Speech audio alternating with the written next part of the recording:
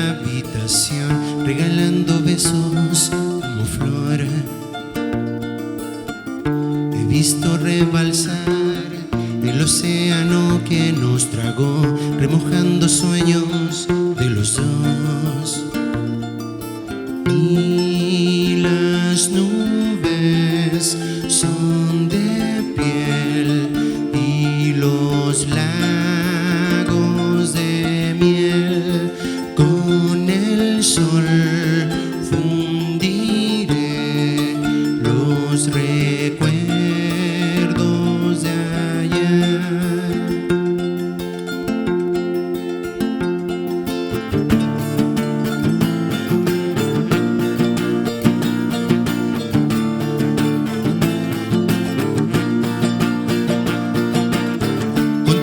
Tejeré un manto que me dé calor y en tus montes yo me dormiré. Y comienzo a disolver en tu boca todo mi interior, son tus labios mi atardecer. Y las nubes son de piel y los lagos de miel. Con el sol fundiré los recuerdos de ayer, y con la luz azul que tiene el anochecer y con el viento sur comienzo a desaparecer.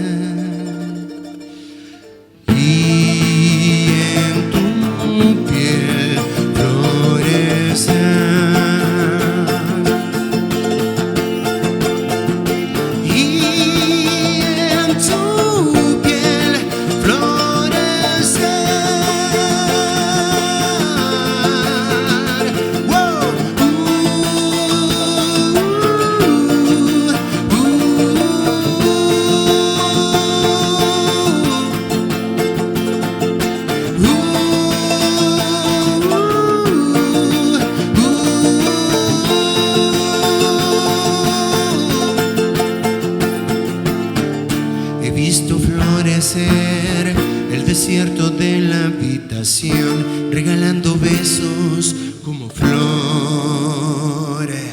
Y en tu piel florecer.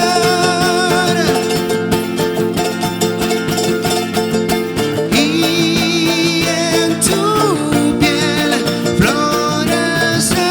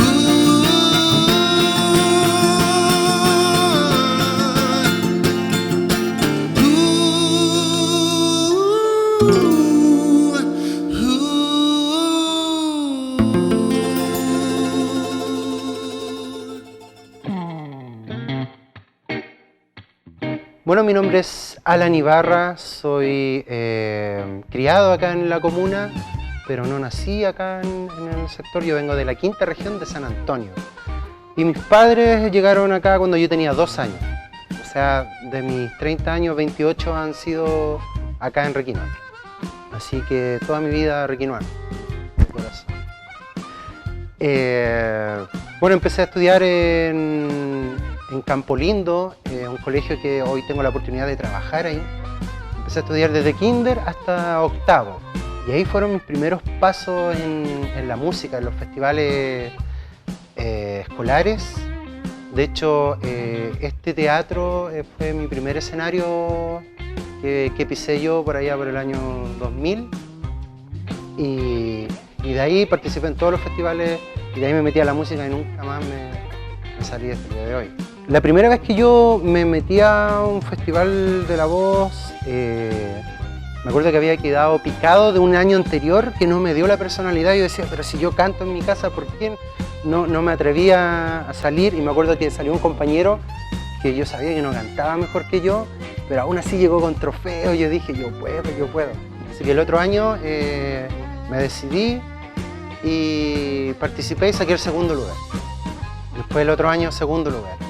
Y así iba, tercer lugar, segundo. Siempre me ganaban los del San José. Había una competencia grande siempre entre los municipales y San José. Y siempre tenían súper buenos cantantes. Y había una cantante que siempre me ganaba. Y estuve todos los años participando. Y ahí empecé a desarrollar porque primero cantaba baladas.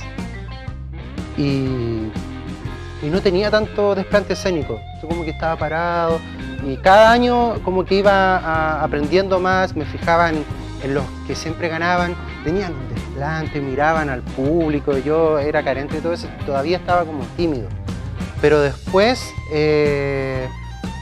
descubrí que era músico, entonces siempre trataba de meterle a mis presentaciones algo musical, por ejemplo si tenía había un solo de flauta, salía con la flauta escondida, sacaba la flauta y me ponía a tocar un solo. Entonces eso igual me daba un plus en cuanto a lo musical. De hecho muchas veces no ganaba, pero sí salía el mejor intérprete. Entonces yo ahí empecé a notar que comunicaba en el escenario. Y de a poco me fui como puliendo en la música, empecé a tocar guitarra. Y de ahí que salí desde la media, que fue el año que gané el festival, 2007, lo gané. Después me fui a San Felipe y ahí empezó otro proceso musical, dejando así como el lado infantil y ya como a meterme más en algo más serio. Me fui a San Felipe a estudiar. Salí de cuarto medio, me acuerdo que fui a hacer un papel para no hacer el servicio militar. Yo creía que era un año perdido, todavía lo creo. Y me fui a San Felipe a estudiar pedagogía en inglés, a la UPLA. Y allá en San Felipe empecé a conocer como mi lado rockero. Y la música fue un buen refugio porque ahí empecé a crear. Empecé a plantearme estas interrogantes que tenía yo mismo a través de la música, a través de canciones, sin tener también sin tener estudios musicales. Lo mío siempre fue autodidacta, hasta el día de hoy. Por ejemplo, compongo cosas que ni siquiera sé qué notas son, pero sé que... Y después cuando me junto con amigos que son músicos profesionales, oye, estos acordes que son difíciles de hacer, y yo, pura oreja, ¿no? Pura paila, como dicen los músicos. Entonces allá empecé a escribir, como la UPLA tiene fama de estar mucho en paro, tenía mucho tiempo para componer, para estar encerrado, estaba lejos de casa, entonces me empecé a conectar conmigo mismo y ahí empezaron a salir canciones y en ese periodo empecé a presentarme en pubs allá en San Felipe. Eran unos pubs bien rockeros donde había guitarra libre. Se presentaban bandas y dejaban una guitarra sola ahí para quien quisiera subir y ahí fueron mis primeras presentaciones con temas propios. Y empecé a notar que tenían buena aceptación y seguí creando, tenía amigos que tenían bandas, que estaban grabando y ese era mi norte, pero no tenía los músicos. Valparaíso tuvo mucho que ver también porque, claro, de San Felipe a Valparaíso con la tarjeta estudiantil, 1.500 pesos, y yo pasaba metido todos los fines de semana en Valpo. Entonces llegué a esta ciudad que me enamoró y estaba metido entre Valparaíso y San Felipe. Ahí fue esta explosión musical que hubo en mí de poder crear, de poder después decir, ¿saben qué? Sí, yo hago canciones, porque es difícil, yo encuentro que es raro decir, oye, ¿tú qué haces? No, yo me dedico a hacer canciones. Antes yo me preocupaba, era mucho más mecánica el asunto, como que lo forcé un poco de hacer la letra y la melodía a la vez. Como que quería hacer una idea y y la forzaba y muchas veces no me resultaba. Pero cuando se me llegaba una idea de no sé dónde, pero por ejemplo hice una canción que pegó mucho con la banda que tuve, se llama Simulemos estar bien. Yo me acuerdo que se me ocurrió cuando estaba terminando con una polola, pero fue como que ni siquiera estaba pescando lo que me estaba diciendo, pero yo dije, oh, simulemos estar bien, y fue como, y le di la cortada rápido y me fui corriendo y salió en 10 minutos, así de una. Entonces de ahí después trataba de buscar esa forma, o sea, no buscarlo, como que la canción llega a uno. Y de ahí no paré más. Por ejemplo, hasta el día de hoy tengo lleno de bosquejos, de grabaciones, de tarareos del celular, porque si no después se me olvida, a veces voy en la calle y se me ocurre una melodía. Y es más fácil así, para mí hoy en día, hacer una canción, tener la melodía y después centrarme en la letra. Y en cuanto a la letra, por ejemplo, en el disco de Moses, habían canciones que, por ejemplo, Tú me puedes seguir, que es una canción que le hice a mi hija, pero supe de gente que se le dedicaba a sus parejas. Entonces, porque yo me dedicaba a no hacer una poesía tan literal. Entonces, que la gente interpretara de la forma que ellos quisieran. Entonces, para mí era bacán saber eso de que, oye, esta canción yo se la hice a mi hija de un amor paternal, pero ellos lo tomaron como un amor de pareja y lo dedicaban. O Vuelvo a caer. Algunos decían que esa canción era como volver a las drogas, volver al alcohol, otros de que están volviendo con la ex. Y realmente esa canción lo que habla es una descripción de una relación sexual, pero bien dicha. Porque, no sé, esa canción en otro lado hubiese sido una bachata o algo así. Pero está bien, me preocupaba de la letra. Como que me preocupaba mucho de cómo escribía Cerati, cómo dice las cosas Jorge González, de que a veces te da la idea pero te está hablando de otra cosa. Entonces como es la música que yo me influenció mucho cuando chico, eso lo trataba de plasmar en las letras.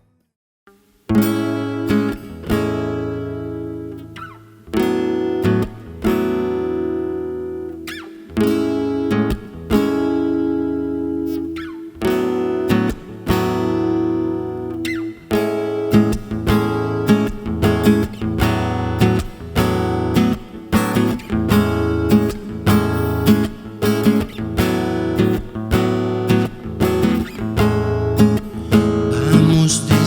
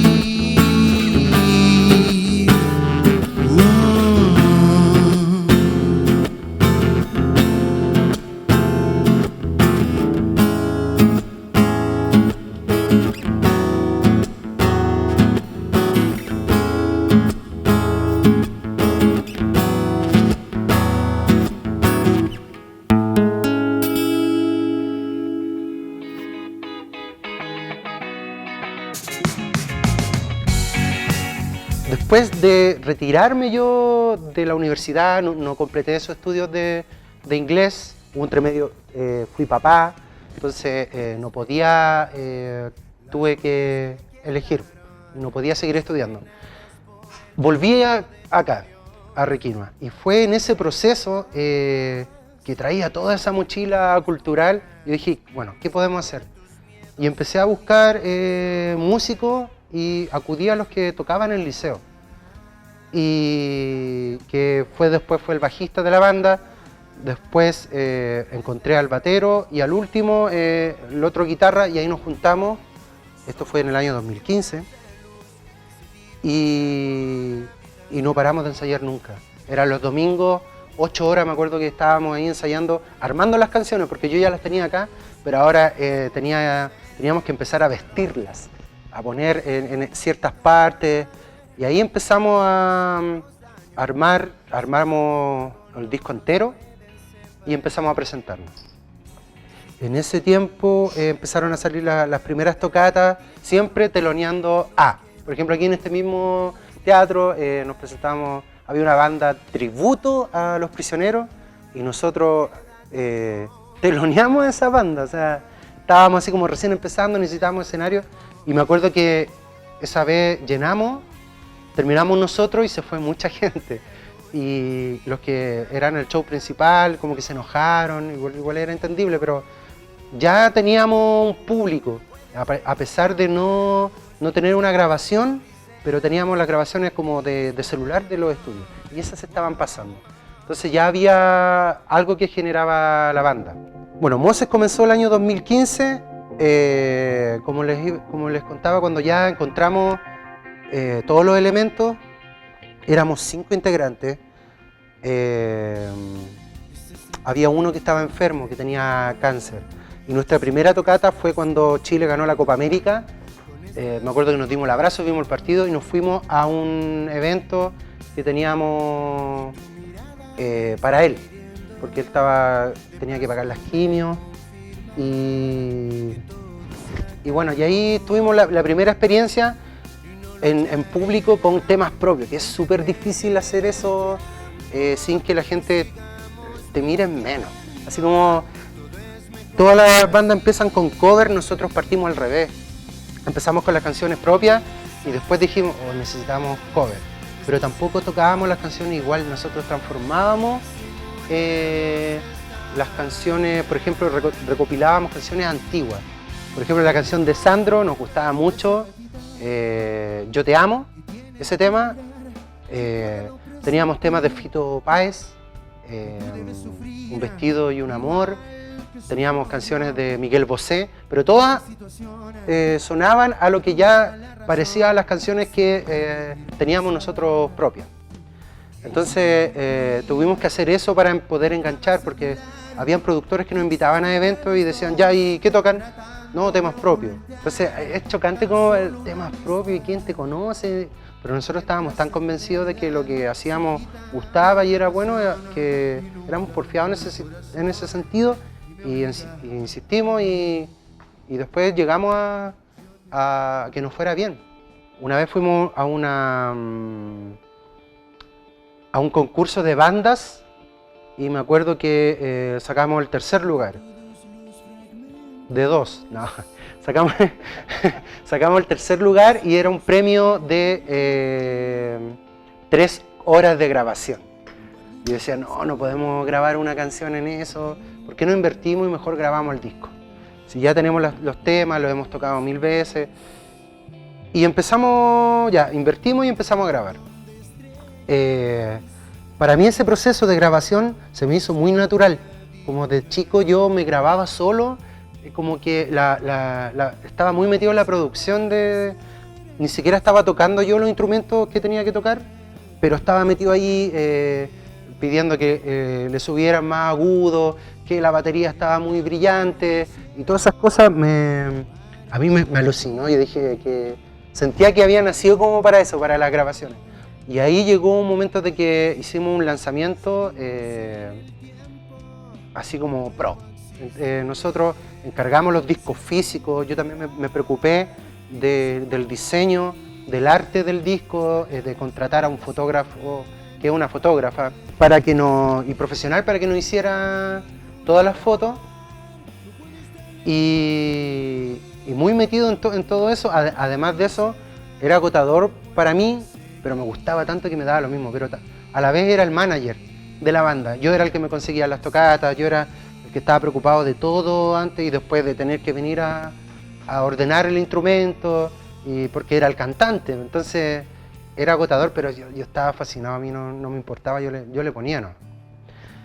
Entonces hicimos este lanzamiento aquí en este mismo teatro y el teatro se llenó y había mucha gente que ya seguía a la banda y de hecho nos pedían que le firmáramos el disco, nos compraron el disco, me acuerdo los vendíamos a 3 lucas. Y ahí se empezó a correr la voz de que, oye, estos cabros tienen temas propios y son pegajosos. Y cada vez que nos presentábamos siempre había gente nueva que se acercaba y decía que le gustaban las canciones. Entonces ahí empezamos a vivir otra parte de lo que es el músico, a los shows. Ahí empezamos a vivir otro mundo que ignorábamos. Por ejemplo, yo jamás sabía lo que era cantar con Liniers y me incomodaba escucharme acá todo, pero todas esas cosas lo fuimos aprendiendo a través que íbamos escalando y profesionalizando la banda. Me acuerdo que tuvimos show acá en la Fiesta Costumbrista 2016. Me acuerdo, habían más de 6.000 personas. Entonces ya no era como estar aquí en el teatro.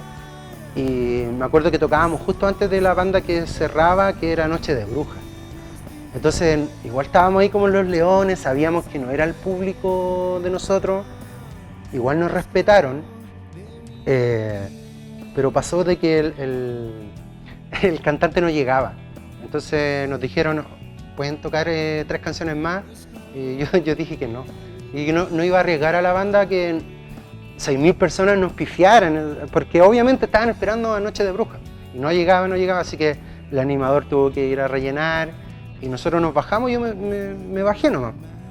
Y me acuerdo que ahí después llegó, la gente se empezó a ir enojada, no llegaba Noche de Brujas. Y ahí voy a contar un cagüín. Ahí vi cuando se bajó el cantante y le dijo a 2 tipos así, oye, llévenme en brazo porque yo no piso el pasto. Y yo estaba así como, recién me había bajado del escenario, y yo dije, oh, como son, como el estrellato, así como, ¿y qué estrellato? Así como una banda así nacional nomás, pero igual.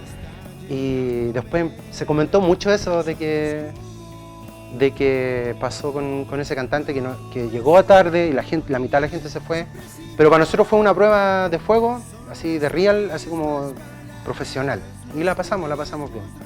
Después de eso necesitábamos seguir profesionalizando la carrera y nos pasó algo súper inusual, que fue que un sonidista en un show se presentó, después me llamó y me dijo, oye, ¿sabéis que los temas son súper buenos y queremos trabajar con ustedes, gratis, sin cobrarles? Y eran el Rodrigo Llano, que es un sonidista, el Boe, que era el que nos hacía las visuales, él trabajaba con Chancho en Piedra, y Rojas, Felipe, que era el que nos hacía las luces y trabajaba con De Salón. Entonces ya estábamos a otro nivel y todos eran de acá de la zona. Por ejemplo, en Pataguas Rock, que fue un festival importante acá de la región, fuimos y Rodrigo ya no estaba en el Patagual, en el Festival de Olmué, la noche anterior, salió tarde, se pegó el pique allá para hacernos sonido a nosotros y gratis, ni siquiera nos cobró la benzina ni nada. Entonces todas esas cosas nosotros decíamos, bueno, están pasando por algo. Y de ahí empezamos a que el disco nos empezó a quedar chico. Decíamos, esto no es pro, esto no es profesional. Entonces ahí empezamos después a contactarnos y llegamos a grabar a Estudios del Sur, que es uno de los 5 mejores estudios de Sudamérica, era otra cosa. Llegamos y no sé, pues veíamos los pósters que estaban ahí, grabó La Ley, grabó los Bunkers. Habían estado como un mes antes Mon Laferte grabando La Trenza, la mitad de ese disco ahí. Entonces estábamos nosotros ahí de Requinoa y ahí empezamos a grabar. Fue una jornada agotadora porque fue todo el día. Nosotros nos fuimos a las 5 de la mañana, llegamos a las 7 allá, en una parte que en un cerro, el estudio está en un cerro, y nos fuimos muy tarde, 1 de la mañana, 2 de la mañana, para grabar 3 canciones. Después de eso, seguíamos presentándonos, ya nos estaban pescando en Santiago y necesitábamos apurar el proceso y tuvimos la mala suerte de toparnos con alguien que nos mintió con plata y con cosas de decir, no, esto está profesional y no era el sonido, así que se quedó estancado, tuvimos problemas internos con la banda porque igual había plata invertida, empezaron a culpar, entonces pasamos ahí un momento súper tenso, pero después tuvimos la suerte de encontrar a un gran productor que es Daniel Lizana, y él nos rescató esa grabación y la pudimos hacer y llegamos con esos temas profesionales. Estábamos a punto de lanzarlos cuando tuvimos problemas nosotros y nos separamos. Y hubo un momento en que mi agotamiento también porque nos faltaba un manager, siempre nos faltó un manager, o sea, teníamos equipo, pero el manager no, y yo ya estaba agotado por ejemplo, yo hoy me conseguí esto, y después me decían, no quiero, no, y entonces ya era agotador. Yo necesitaba solo preocuparme de la música, que era lo mío, no de los temas del business. Entonces fue agotador y eso influenció mucho en la banda y se quebró la banda. Después de eso, me pasó algo que creativamente yo creo que el quiebre con Moses me ayudó mucho a madurar en el sentido artísticamente. Hoy en día estoy en una parada que me da lo mismo, así como tengo muchas canciones que he hecho, sobre todo en este tiempo que hemos estado encerrados. He hecho muchas canciones, tengo como listo para 2 discos, como un disco como para una banda y otro disco más íntimo, más solista. Bueno, mi parte de solista me estaba presentando mucho en bares de Rancagua, acá en Requinoa, y tengo muchas canciones que funcionan súper bien en una sola guitarra. Y es paralelo, es que como tengo tantas canciones ahora, hay unas que funcionan así, otras que son con máquina. Mira, a nosotros nos pasó de que partimos acá en Requinoa y nadie hacía temas propios, eran muchas bandas de cover. Y yo siempre tenía tan metido en la idea de que, ¿por qué no? ¿Por qué si soy de Requinoa no puedo hacer algo bueno y pro?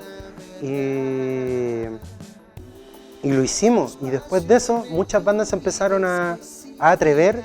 Y yo creo que hoy en día, las generaciones de hoy, sobre todo los que tienen, no sé, 10 años menos que uno, están en otra parada. O sea, los de los miedos éramos nosotros.